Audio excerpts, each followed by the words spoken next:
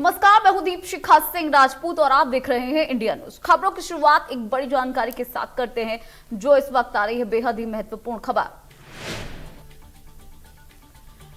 तो बीजेपी की लिस्ट जारी हो चुकी है। बीजेपी ने महापौर प्रत्याशियों की लिस्ट जारी कर दी है। 16 में से 13 नामों का ऐलान हो गया है और आपको बता दें कि काफी समय से इस लिस्ट का इंतजार भी हो रहा था।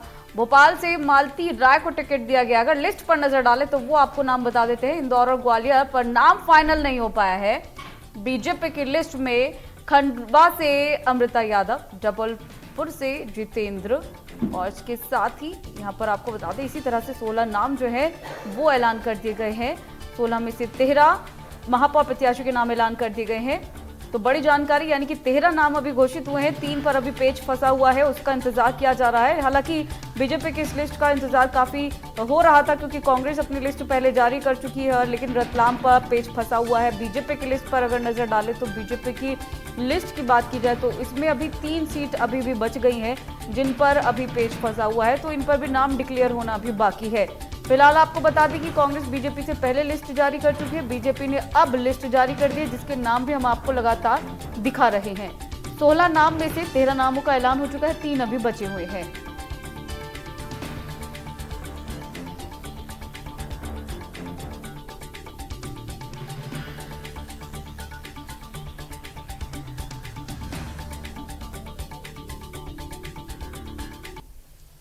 और हमारे साथ हमारे सहयोगी कुलभूषण सक्सेना जुड़ गए हैं। कुलभूषण, 16 में से 13 नाम तो निकलकर सामने आ चुके हैं। जैसा कि इससे पहले भी आप हमेशा अपडेट देते रहे हैं पल पल का, 3 सीट्स अभी भी बची हुई हैं, उन पर पेच अभी भी फंसा हुआ है। कांग्रेस की लिस्ट पर नजर डालें तो रतलाम की सीट पर पेच फंसा हुआ है। किस तरीके की स्थिति अभी बनी हुई है लिस्ट को लेकर, वो तमाम अपडेट आपसे सिलसिलेवार तरीके से जानकारी जानना चाहेंगे डिटेल में। देखिए, सबसे पहले तो अगर हम बात करें तो 16 में से 13 नाम की घोषणा बीजेपी ने की है। इंदौर, ग्वालियर और रतलाम जो है अभी घोषणा बीजेपी ने नहीं की है महापौर प्रत्याशियों के। आखिरकार क्या कारण है, क्यों पेच फंसा हुआ है? हमारे साथ इस पूरे मामले पर बातचीत करने के लिए बीजेपी प्रवक्ता नेहा बग्गा जी हैं। रतलाम को लेकर कांग्रेस ने भी अभी तक सूची जारी नहीं की। आखिरकार क्या कारण है रतलाम, ग्वालियर और इंदौर में पेच? देखिए, भारतीय जनता पार्टी चिंतन मंथन करती है और उसके साथ में जो उपयुक्त कार्यकर्ता होता है, जो उपयुक्त प्रत्याशी होता है, उसको स्थान देने का काम करती है। और निश्चित तौर पर जिस तरीके से 13 नाम आए हैं, जल्दी बाकी के 3 नाम भी आ जाएंगे। एक बात तय है कि भारतीय जनता पार्टी का जो चुनाव चिन्ह है वो कमल है और बूथ जीतेंगे जीतेंगे भाजपा के नारे के साथ पिछले सप्ताह से ही Bharatiya Janata party booth ward में निकलना शुरुआत हो चुकी है। तो ये निमित्त मात्र हैं व्यक्ति जो वहाँ पर जाकर चुनाव लड़ने वाले हैं, पर भारतीय जनता पार्टी का चुनाव चिन्ह मुख्य है और निश्चित तौर पर 16 की 16 नगर निगमों में भारतीय जनता पार्टी की बम्पर विजय होने जा रही है। लेकिन ग्वालियर की हम बात करें तो सिंधिया और तोमर की सहमति नहीं बन पाने के कारण जो है, देखिए, भारतीय जनता पार्टी में इस प्रकार का सिरफुटबल नहीं होता। भारतीय जनता पार्टी एक मत से चलती है, संगठन विचार करके ही नाम लेकर आता है।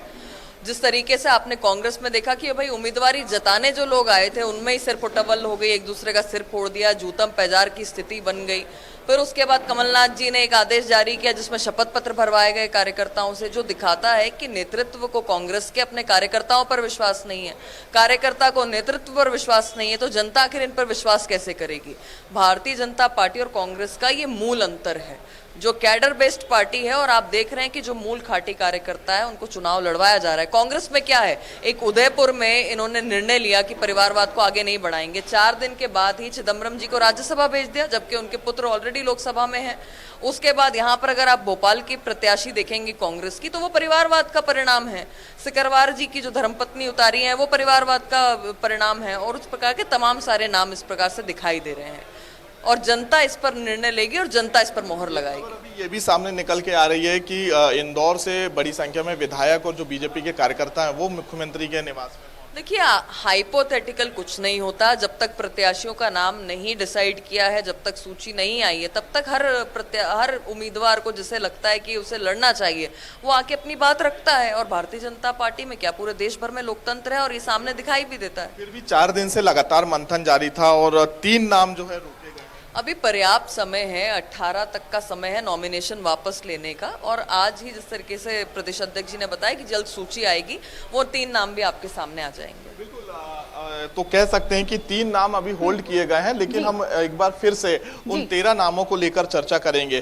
सबसे पहले मुरैना से जो है मीना जाटव को मैदान में उतारा है, सागर से संगीता तिवारी, रीवा से प्रबोध व्यास, सतना से योगेश ताम्रकार, सिंगरौली से चंद्रप्रताप विश्वकर्मा, जबलपुर से जितेंद्र जामदार, कटनी से ज्योति दीक्षित, छिंदवाड़ा से अनंत धुर्वे जो कि एक सरकारी अधिकारी हैं, सहायक आयुक्त है नगर निगम में, तो सरकारी अधिकारी को जो है मैदान में उतारा है। और वहीं भोपाल की बात करें तो मालती राय जो कि विश्वास सारंग की बेहद ही करीबी है, और मालती राय का नाम पहले से भी चलता हुआ नजर आ रहा था। और वहीं अगर बात करें तो 2 बार का पार्षद का चुनाव जो है मालती राय हार चुकी हैं। यहाँ पे अब महापौर के प्रत्याशी जो है मालती राय को बनाया गया है।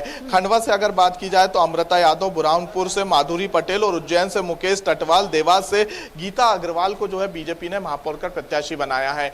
इंदौर और ग्वालियर को लेकर लगातार पेच फंसा हुआ है। जैसा कि हमने पहले भी बताया था कि जो खबरें सामने निकल के आ रही थी कि ज्योतिरादित्य सिंधिया और नरेंद्र सिंह तोमर की जो सहमति बनी थी वो यहाँ पर माया सिंह के नाम पर बनी थी, लेकिन होल्ड अभी जो है ग्वालियर के नाम पे कर दिया गया है। इसके साथ ही रतलाम सीट भी जो है अभी बीजेपी की तरफ से होल्ड की गई है। कांग्रेस की अगर बात की जाए तो कांग्रेस ने 15 प्रत्याशियों के नाम का ऐलान किया, लेकिन रतलाम के नाम पर अभी भी कांग्रेस पर सहमति नहीं बन पाई है। तो कह सकते हैं कि बीजेपी कांग्रेस का इंतजार कर रही है कि कांग्रेस से जो है रतलाम का कैंडिडेट कौन होगा। इंदौर की बात करें तो इंदौर से अभी बड़ी संख्या में जो कार्यकर्ता है बीजेपी के विधायक है वो मुख्यमंत्री से मुलाकात करने पहुंचे हैं। पहले जो नाम है ठीक है कुलभूषण, आपको रोकना चाहेंगे, सीधा रुख कर लेते हैं छिंदवाड़ा का। या आपको बता दें कि छिंदवाड़ा का रुख कर लेते हैं। अफाक हमारे साथ बने हुए हैं। अफाक, छिंदवाड़ा में क्या कुछ स्थिति बनी हुई है वो आपसे जानना चाहेंगे।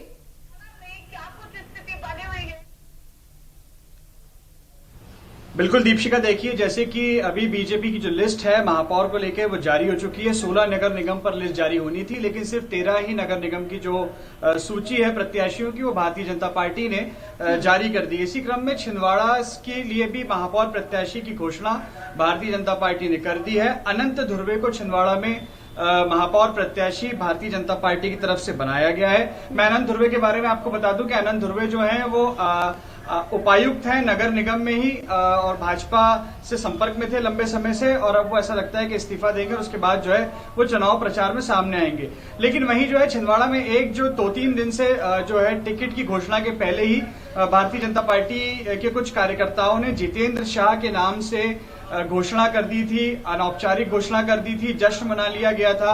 पूर्व मंत्री ने उनको हार भी जो है पहना दिया था, लेकिन बावजूद इसके जो है दूसरे खेमे में काफी उथल पुथल मच गई थी। विरोध के स्वर जो है वो लगातार अनौपचारिक घोषणा के बाद से उठ रहे थे, जिसके बाद छिंदवाड़ा के स्थानीय नेताओं ने भोपाल का रुख किया।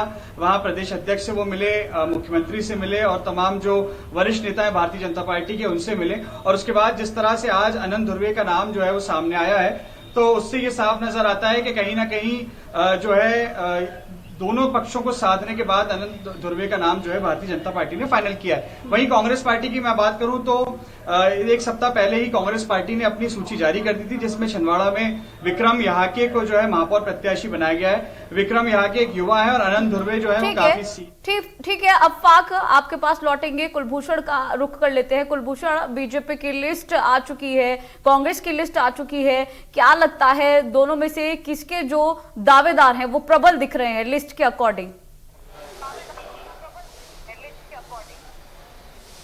देखिए, अगर हम बीजेपी और कांग्रेस की तुलना करें, क्योंकि पिछले 4 दिनों से लगातार जो है मंथन का दौर जारी था, और इस मंथन के बाद जो अमृत निकल के सामने आया है, क्योंकि ये देखा गया कि प्रदेश बीजेपी कार्यालय में तकरीबन रात 12 बजे तक जो है बैठक का जो सिलसिला है वो लगातार जारी रहा। और कल भी मुख्यमंत्री जब दिल्ली से लौटे तो वो सबसे पहले प्रदेश बीजेपी कार्यालय पहुंचे और यहाँ पर तकरीबन 11:30 बजे तक जो है बैठक का सिलसिला लगातार जारी रहा। लेकिन जो बात सामने निकल के आ रही थी, आखिरकार क्यों बीजेपी इतना डिले महापौर प्रत्याशियों के नाम को लेकर करती हुई नजर आ रही थी या प्रत्याशियों के नाम का ऐलान नहीं किया, क्योंकि 11 जून से जो है नामांकन की प्रक्रिया शुरू हो चुकी थी। 18 जून नामांकन की आखिरी तारीख है, 22 जून जो है नाम वापसी की डेट है और इसके साथ ही 2 चरणों में मध्य प्रदेश में इलेक्शन होने हैं, 6 जुलाई और 13 जुलाई, 17 और 18 जुलाई को परिणाम सामने आएंगे। वहीं अगर हम बात करें तो मध्य प्रदेश में 7 साल बाद चुनाव हो रहे हैं, लेकिन उसके बाद जो सहमति नहीं बन पाना। कुलभूषण 3 सीट पर अभी नाम जो है वो क्लियर नहीं हो पाए, उसमें से एक रतलाम की सीट भी है जो कि हॉट सीट मानी जा रही है फिलहाल। अगर रतलाम की बात करें तो ना तो बीजेपी ने उस पर नाम घोषित किया है, ना कांग्रेस ने नाम घोषित किया है। क्या समझा जाए कि बीजेपी कांग्रेस का इंतजार कर रही है और कांग्रेस बीजेपी का इंतजार कर रही है? देखिए, हम कह सकते हैं कि महापौर इलेक्शन में, नगर निगम इलेक्शन में, क्योंकि 7 साल मध्य प्रदेश में चुनाव होने जा रहे हैं नगर निगम के, और ऐसी स्थिति में अभी मध्य प्रदेश की 16 नगर निगम सीटों की हम बात करें तो 16 जो सीटें हैं वो बीजेपी के कब्जे में हैं। रतलाम सीट को हाई प्रोफाइल सीट जो है बना दिया गया है, क्योंकि कांग्रेस ने भी अपने प्रत्याशी का नाम का ऐलान नहीं किया है। और बीजेपी की बात करें, हालांकि जो असमंजस की स्थिति बनी हुई थी वो भोपाल, इंदौर, ग्वालियर और जबलपुर में देखने को मिल रही थी, लेकिन बीजेपी ने रतलाम सीट को भी होल्ड किया है। क्यों किया है उसका कारण ये हो सकता है कि कांग्रेस की तरफ से प्रत्याशी के नाम का ऐलान नहीं करना, इसलिए शायद बीजेपी ने भी जो है अपने नाम को अभी ओपन नहीं किया है। और 102 दिनों में जो बात सामने निकल के आ रही है कि कांग्रेस के बाद जो है बीजेपी भी रतलाम के नाम पर डिक्लेयर कर देगी। लेकिन कांग्रेस की अगर हम बात करें तो आज देर रात तक कांग्रेस रतलाम के नाम पर चर्चा कर सकती है, इसको लेकर बैठक की जाएगी और उसके बाद नाम की घोषणा की जाएगी। लेकिन ग्वालियर में जो है एक बार फिर से तकरार देखने को मिली। हमने वही बात कही, क्योंकि जब 11 जून को कोर ग्रुप की बैठक बुलाई गई थी, इसी प्रदेश कार्यालय में बैठक चल रही थी। बैठक में यह देखा गया कि सागर का रुख कर लेते हैं। सागर से हमारे संवाददाता विष्णु लगातार बने हुए हैं। विष्णु, दोनों ने अपनी लिस्ट जो है वो जारी कर दी है, क्या लगता है प्रबल दावेदारी किसकी दिख रही है लिस्ट के अकॉर्डिंग?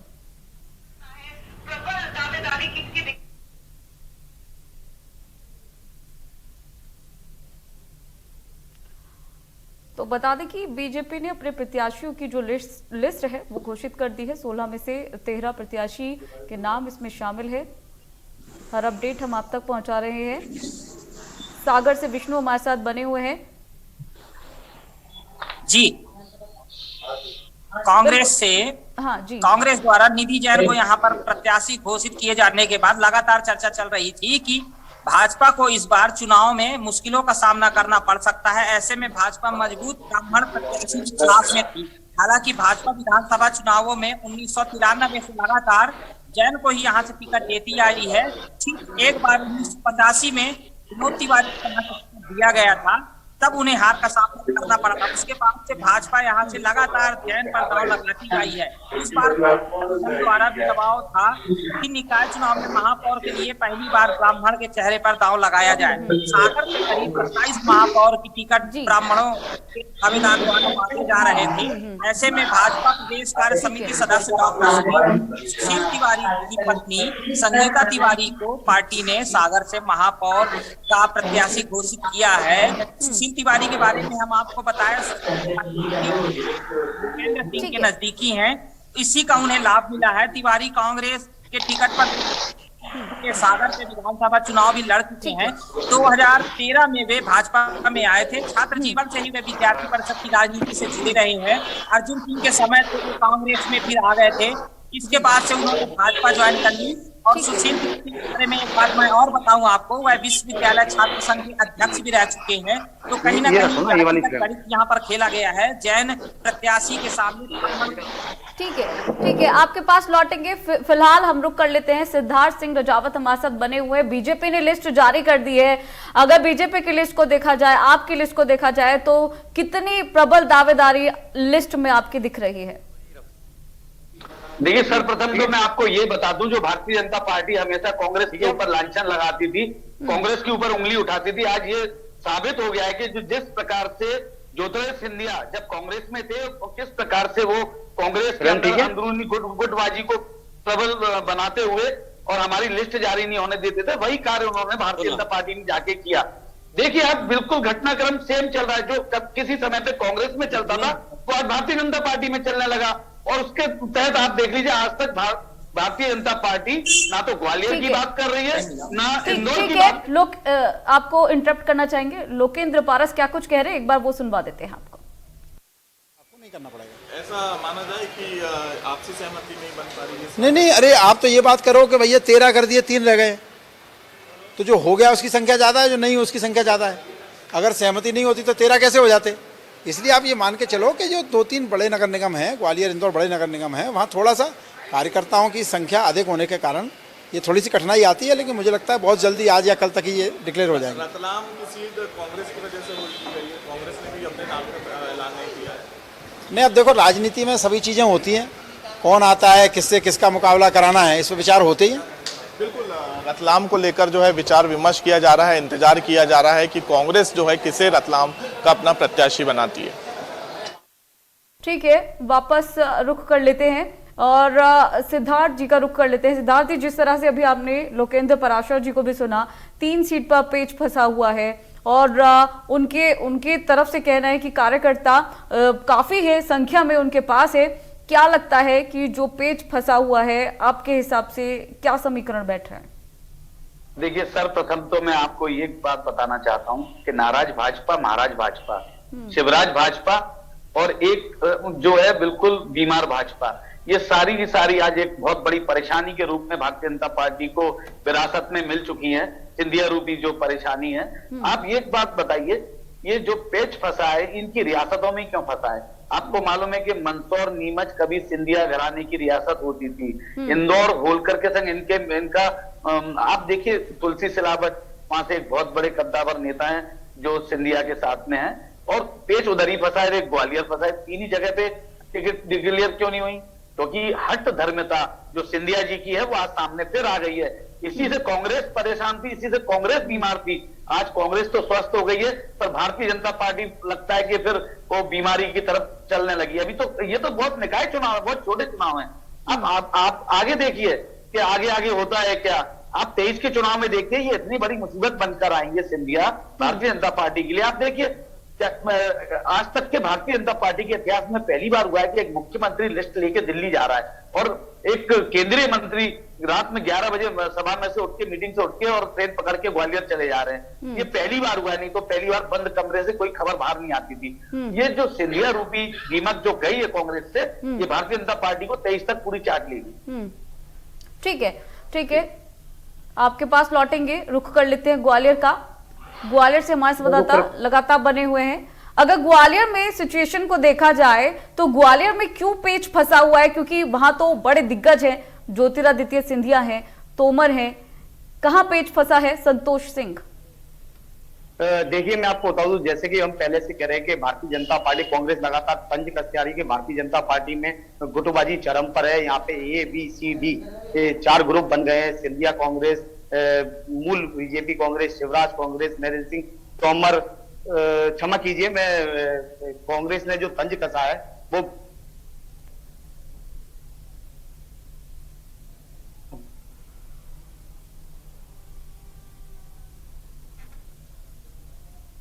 ठीक है, कुलभूषण का रुख कर लेते हैं। कुलभूषण, जिस तरह से जब आपने लोकेंद्र पराशर जी से बात की थी तब उन्होंने बताया था कि जो बीजेपी है उसके पास काफी सारे कार्यकर्ता हैं, उसके बाद भी सीट्स पर प्रत्याशियों का जो नाम है वो क्लियर नहीं हो पाया है। 3 सीट अभी भी बची हुई हैं। क्या जानकारी आ रही है, क्या लग रहा है जो सिचुएशन बनी हुई है, स्थिति बनी हुई है, उसको देखकर? देखिए ग्वालियर को लेकर जब हमने मीडिया प्रभारी लोकेंद्र पाराशर से बातचीत की, क्योंकि वो भी ग्वालियर चंबल से बिलोंग करते हैं, उनका क्षेत्र है, ऐसी स्थिति में उनका यही कहना है कि बड़ी संख्या में कार्यकर्ता वहां पर हैं और कार्यकर्ता ये चाहते हैं कि हमेशा जो है उनके ही नेता को टिकट मिले। इस पर विचार विमर्श किया जा रहा है। दिग्गज नेता जो है ग्वालियर में भरमार है बीजेपी के पास, क्योंकि ज्योतिरादित्य सिंधिया, नरेंद्र सिंह तोमर, माया सिंह सहित प्रद्युमन सिंह तोमर ऐसे, महेंद्र सिंह तोमर ऐसे तमाम कैबिनेट के मंत्री हैं और ग्वालियर चंबल मेन फोकस जो है बीजेपी का रहा है। तो यहाँ पर इस सीट पर कैसे एक दमदार उम्मीदवार को उतारा जाए, क्योंकि बीजेपी से कांग्रेस में शामिल हुए सतीश सिकरवार की धर्मपत्नी को जो है शोभा सिकरवार को कांग्रेस ने अपना उम्मीदवार बनाया है। पहले सतीश सिकरवार बीजेपी पार्टी में थे, लेकिन नाराज जब उन्हें उपचुनाव में बीजेपी ने टिकट नहीं दी तो उन्होंने कांग्रेस का दामन थामा और विधायक की धर्मपत्नी को यहाँ पर जो है शोभा सिकरवार को कांग्रेस ने अपना प्रत्याशी बनाया। लेकिन शोभा सिकरवार को भी विरोध के स्वर कांग्रेस में झेलने पड़ रहे हैं, क्योंकि प्रवीण पाठक हैं जो कि कांग्रेस के विधायक हैं, जिलाध्यक्ष सहित तमाम कार्यकर्ताओं ने शोभा सिकरवार पर आपत्ति दर्ज कराई थी, क्योंकि लंबे समय से जो पार्टी के कार्यकर्ता हैं जो ग्वालियर क्षेत्र में कामकाज कर रहे हैं उनकी अनदेखी की गई थी, जिसकी वजह से ग्वालियर में भी जो है विरोध के स्वर कांग्रेस में उठे। लेकिन अब बात बीजेपी की करें तो बीजेपी में भी वही स्थिति जो है ग्वालियर में नजर आ रही है। तो दोनों ही पार्टी जो है, दोनों ही पार्टियों में विरोध के स्वर नजर आ रहे हैं। ग्वालियर में सिंधिया और तोमर की आपसी सहमति नहीं बनी। मैंने आपसे वही चर्चा की थी कि जब 11 जून को रात 10:30 बजे ज्योतिरादित्य सिंधिया प्रदेश बीजेपी कार्यालय पहुंचे थे, तो जैसे ही वो बैठक में शामिल हुए तुरंत नरेंद्र सिंह तोमर जो है बैठक से उठकर निकल गए।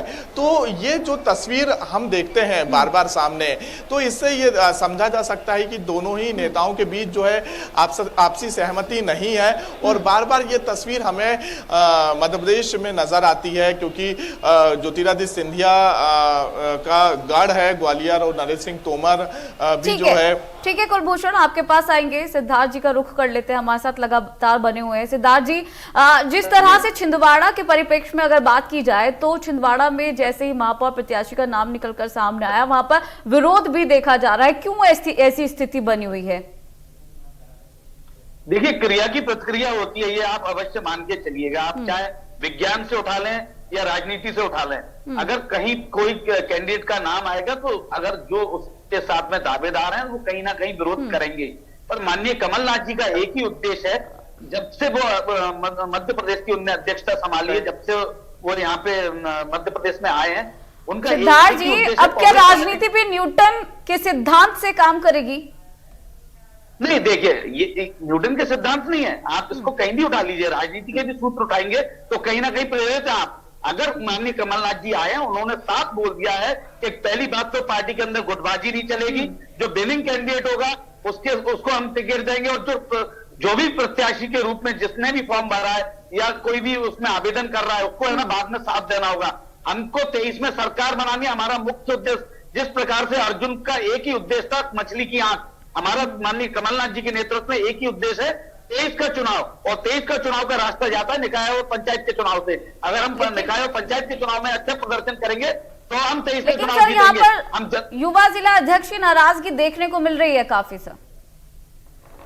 देखिए, ये तो कई वर्षों से चला आ रहा है कि कार्यकर्ता नाराज होता है पर उसको मना लिया जाता है, उसको बैठते हैं, उसकी समस्या सुनते हैं, उसको कहीं ना कहीं माननीय कमलनाथ जी ने साफ बोल दिया उसको कहीं ना कहीं एडजस्ट करेंगे। किसी की भी अवहेलना नहीं होगी कांग्रेस के अंदर। भारतीय जनता पार्टी की तरह नहीं है क्या सिंधिया जी आ गए तो संघ के और भाजपा के लोगों को घर में डाल दिया जो दरी बिछाते थे। आज हमारे कार्यकर्ताओं को, हम जैसे कई युवा कार्यकर्ताओं को माननीय कमलनाथ जी प्रदेश में लेके आए। ठीक है, चलिए सिद्धार्थ साहब, बहुत बहुत शुक्रिया, और तमाम हमारे संवाददाताओं का बहुत बहुत शुक्रिया तमाम जानकारी को साझा करने के लिए। चलिए यहाँ पर रुकेंगे छोटे से ब्रेक के लिए, बने रहेगा इंडिया न्यूज मध्य प्रदेश छत्तीसगढ़ के साथ।